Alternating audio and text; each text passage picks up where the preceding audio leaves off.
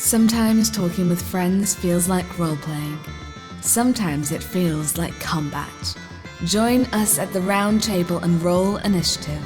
This is Curmudgeons and Dragons.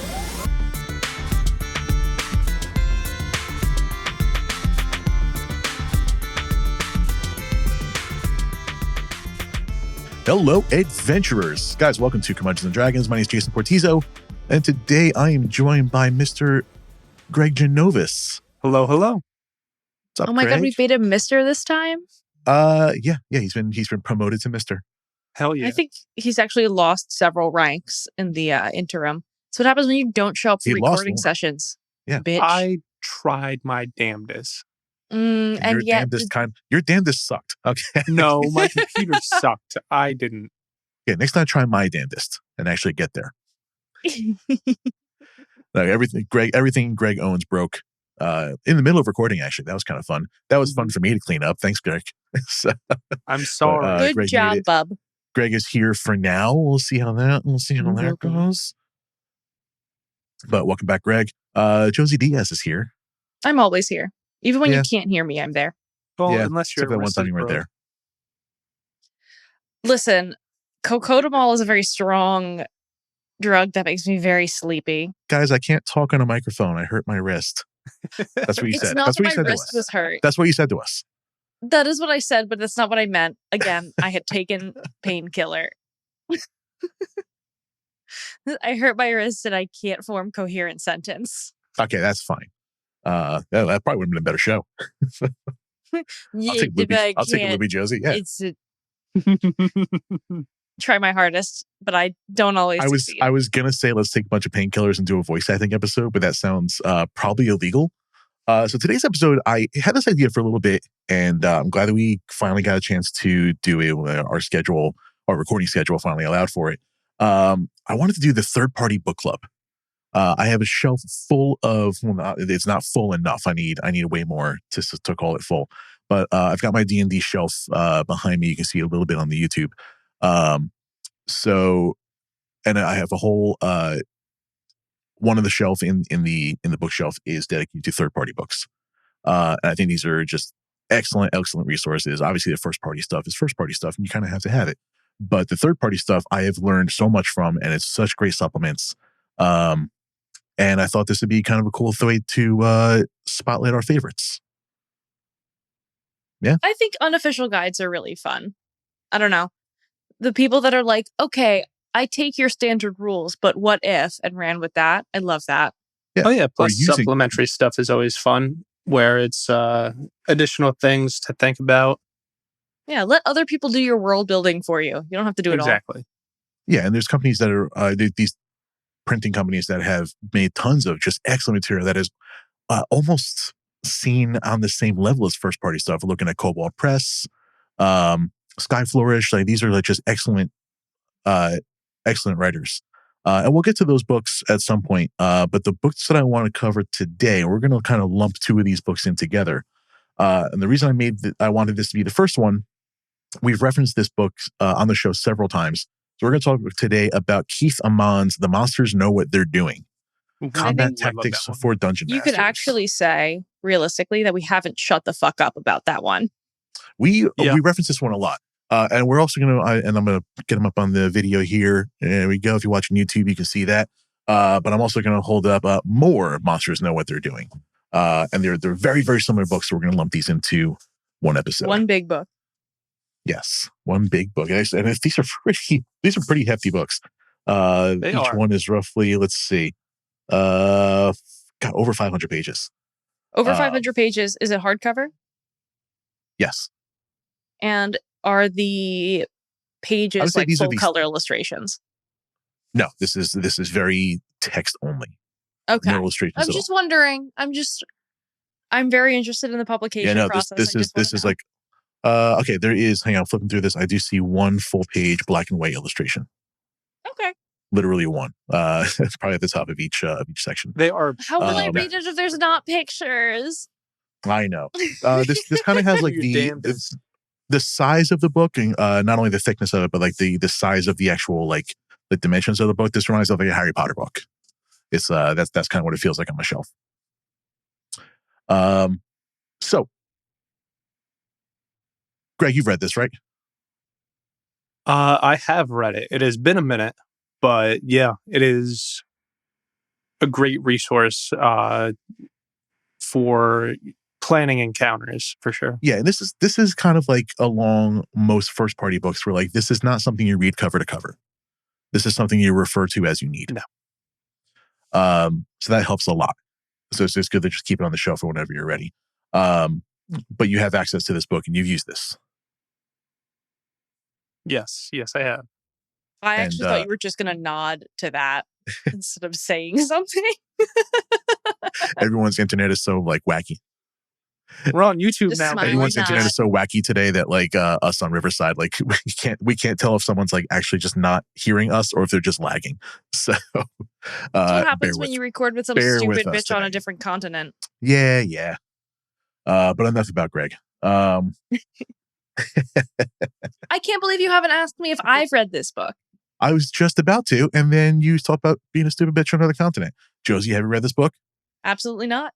Thanks for I wasting can't my time, read. Josey. This is a very DM centric book. This is really for DMs. And to my knowledge, Josey, you have not DM'd. Nope. Okay, so this, but there is another one of these books which we'll talk about on another third party book club. Ooh, and that from one the same can be author. all about me. And that one's awesome too. So what exactly is in this book that is not in first party books? Like the whole point of this, well, let's just get into what is actually on the pages. So the book why is should called, I shell out money for this? right. So the book's called The Monsters Know What They're Doing. And as a DM, it's easy to just be like looking at your stat blocks and saying, okay, well, this guy has 2 attacks. I guess he's going to do 2 attacks. But what if they're attacking in multiples? What they're attacking in packs and beyond just standard pack tactics like wolves or kobolds? The book goes like really in depth on each type of not just monster, but each type of anything that can fight and what their attack tactics would be. Like if you're going against goblins versus if you're going against, say, demons, it's going to be a very different fight. Versus if you're going against, a couple of like young dragons or, I mean, like there's, if I just like rattled off like really any of, there's so many things it covers. I'm just going to pick any like 3 things on the page, like a fight against, vampires versus being a fight against golems versus a fight against, chimeras. Like those are just vastly different fights. And as a DM, you should be running those fights differently. Oh, so this kind of gives the psychology behind each type of encounter and how they would treat that fight. Ooh, I'm a huge slut for psychologically profiling fantasy creatures. It's kind of what it's doing. Is God, that a fair this feels assessment of the like- book, Greg? The concept of monsters know what they're doing Yeah, that's feels like almost Steve exactly what Irwin the wrote a book does. fantasy book. Kind of, except how they fight and not how they're not just the cuddliest. You're not. I'm sorry. What about crocodiles sounds cuddly to you? I learned what a death roll was from Steve Irwin. Is that the one with avocado and salmon on top? No, you're so close. As he was cuddling it. So, Greg, what do you like about this book? I really like how it goes into the process of DMing where it's not just hucking stat blocks at monsters. It really gives each individual, like, I'll say like class of monsters, a different feel. So you're not just going, you're actually just fighting this stat block in the shape of a goblin. And it really Think about helps it. to differentiate. Try it again. See if you can do it. Sort out. I don't like that word. Do you want me to say it first and then you can say it back? Differentiate? Breakfast. There you go. Yes, please. Differentiate. Thank you. Yeah, I the think- feel of each combat. I think a lot of DMs will fall into the trap of being like, Honestly. okay, I need something for them to be fighting at this point in the story. This stat block looks nice, and then not really account for other aspects of a monster, like their behavior types. Like, is it a type of monster that is immediately aggressive upon seeing you, or is it something that you will have to engage in and it'll have to feel threatened first? Is it something that'll give up halfway? Like, It why also are you helps with fighting? the why of the combat, where it's like, why do you need to be fighting this particular monster at this time in terms that make sense with the story that you're trying to tell. But yeah, What is the breakdown of the book? Is it just like, this is what a monster is, like this is what a golem is like? Is it like Fantastic Beasts and where to find them, or is it? I wouldn't say it's quite like that, because that's a little bit more stuff you'll find in like the monster manual. But this is really just like fighting tactics. I'm just gonna just flip to, let's look up let's go to orcs. What's on page 25 in the humanoids section, because this gets granular. So orcs, Yeah, I was and I'm going to not say, gonna at read some this whole point, thing. can we talk about the breakdowns of the sections and stuff too? Because So I'm just going to look over the Cobalt section real quick, just because it's a much shorter one. I picked orcs, not realizing it was like 10 pages. But Cobalt is over like a page and a half. And just kind of summarizing the whole thing, it starts off by saying that the kobolds are similar to goblins, but different in very significant ways. Talks about their intelligence, wisdom, constitution being all lower. And it does a good job of mixing game mechanics, like talking about things like sunlight sensitivity and pack tactics, while also mixing it with some lore. And I'll just, a line here says, Cobalt society has evolved to be highly cooperative.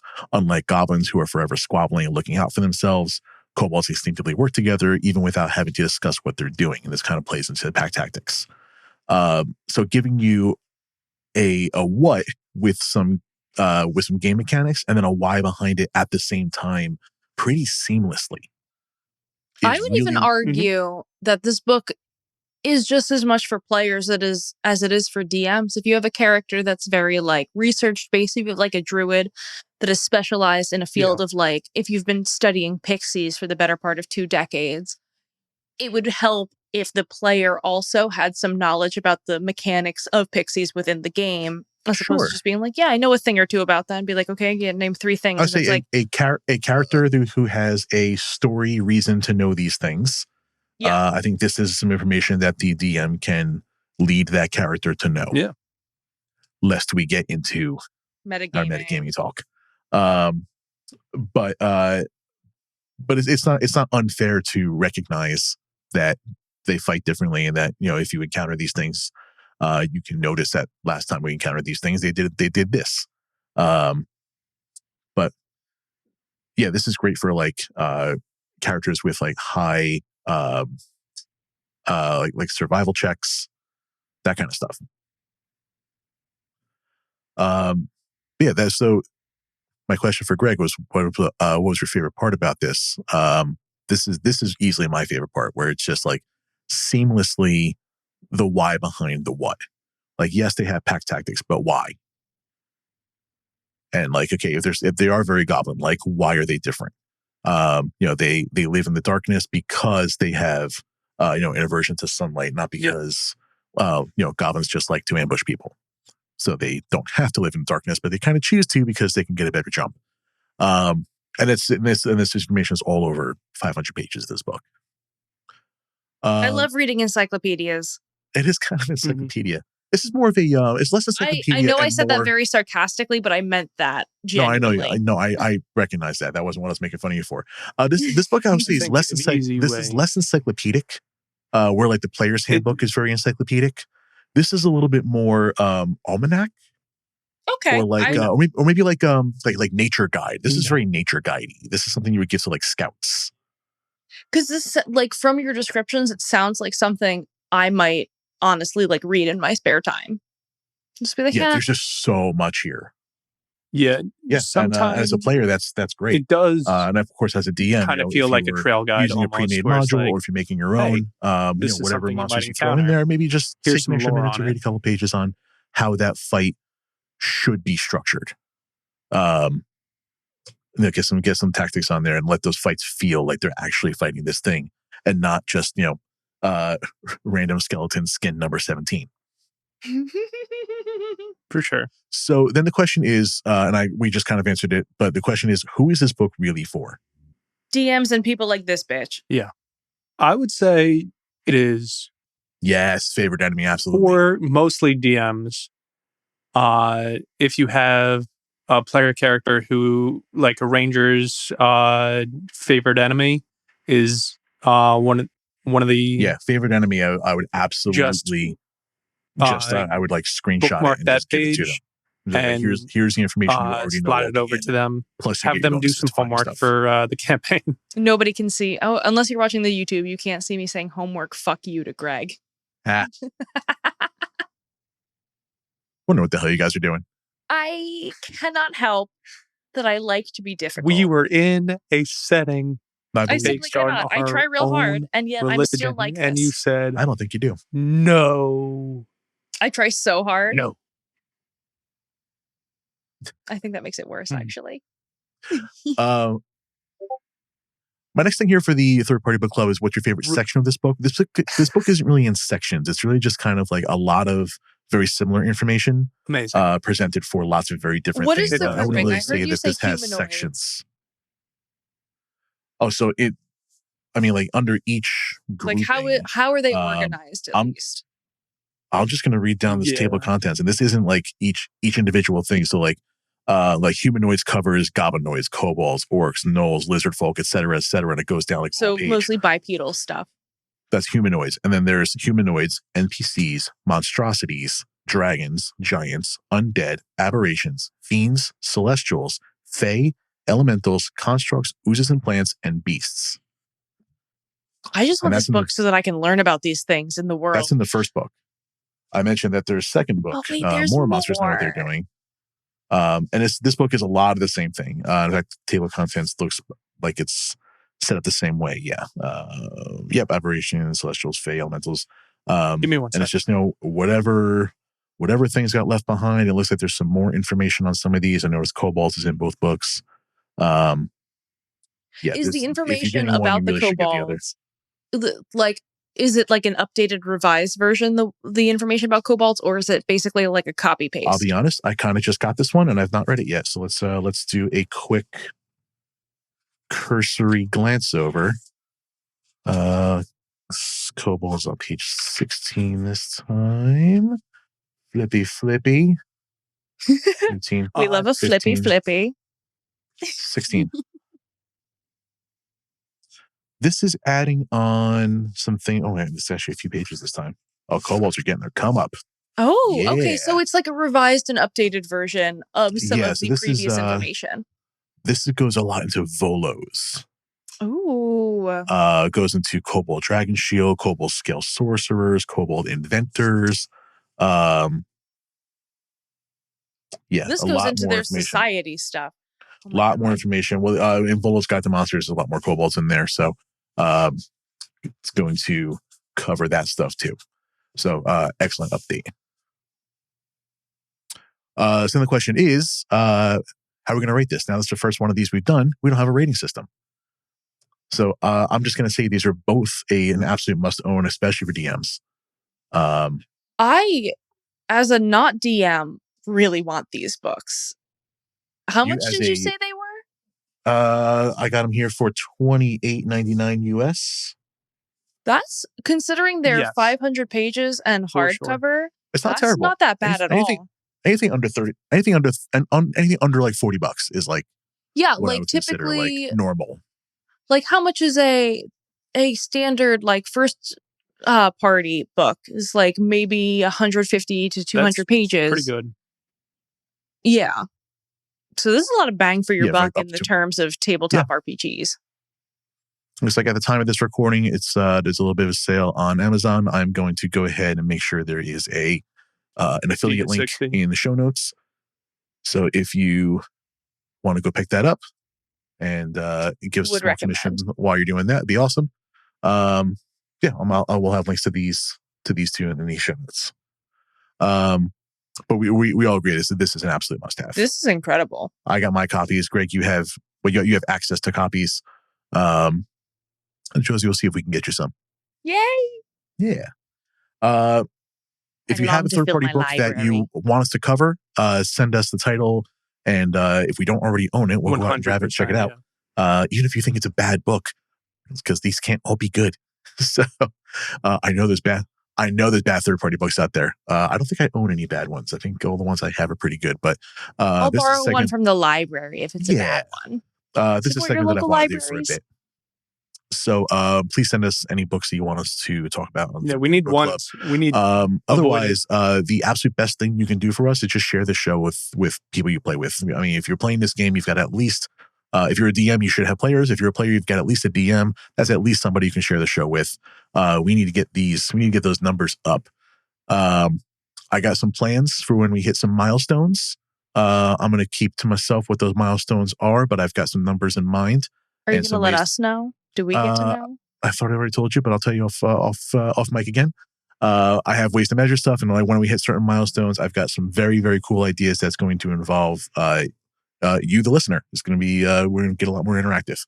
But if I do it too soon without the numbers being there, it doesn't make any sense to do it. So share the show. It's free. It doesn't cost you anything to just tell someone, hey, I listened to this podcast. It's cool. Go check it out. And that's all I got for you. Any parting words? Next time. Right? Oh, I like this section. I wasn't really sure how I was going to like third-party books just because I'm used to reading like fan fiction. Listen, I'm used to reading like shitty, like released on Amazon ebooks for like 99 cents that are full of spelling errors and things and not grammatically correct. And you have to like fight your way through it. And those books are out there. And there are some books that are like just glorified, like bad homebrew. Where it's like, okay, you get the shit out of my face. Yeah, I was going to say, if you want bad homebrew, there's forums for that. You don't have to put that into a book. But you know what? Some people still do. There are third-party books that are essentially just really good homebrew. And I'm looking at the entire Cobalt Press line. Yeah. Was it the Creature Codex and the... why can't I think of the title of it? Send some to me. The Tome of Beasts, which the third one is coming out very soon. I got on that Kickstarter. I have a few Kickstarter books coming in, so I'll have some good fodder to talk about soon. Ooh, I can't wait. So that's it for today. Josey is online at Goblin Scratches. I'm online at Jason Cortizo, and Greg is on the show. Jim will be here next time, hopefully. Maybe not for the horror story because we're going to record that in about 5 seconds. So you don't have to know that. Hell yeah! But you can go find Jim and Jim Makes Games. Wherever we see you, we'll see you next time. Guys, thanks for listening. Take it easy, guys. Okay, bye. Thank you for listening to Curmudgeons and Dragons. Please share this with your favorite adventurers. Leave a review on Apple and follow us on social media. All links can be found at curmudgeonsanddragons.com. Practice safe adventuring, my friends. This has been a JTP Audio podcast. Thanks for listening.